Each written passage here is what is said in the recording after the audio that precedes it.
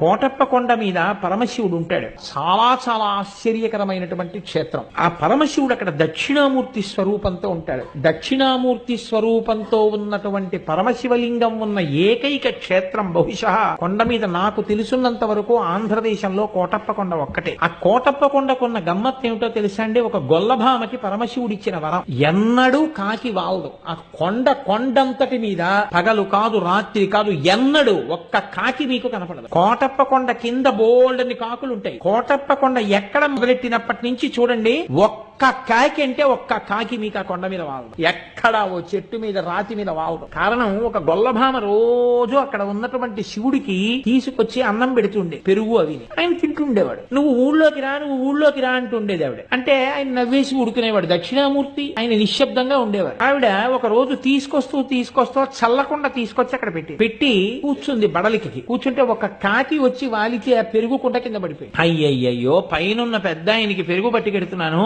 ఈ దిక్కుమాలిన కాకి వాలి పెరుగంతా కింద పడిపోయిందని బాధపడితే పరమశివుడు వృద్ధ బ్రాహ్మణ రూపంలో కిందకొస్తున్నవాడిగా కనపడి, నీకు వరం ఇస్తున్నాను, ఇక మీద ఎన్నడూ ఈ కొండ మీద కాకులు వాలవని. అంత చిన్న కోరికతో సహా తీర్చేశాడు అక్కడ. నేను ఒకసారి శృంగేరి వెళ్ళినప్పుడు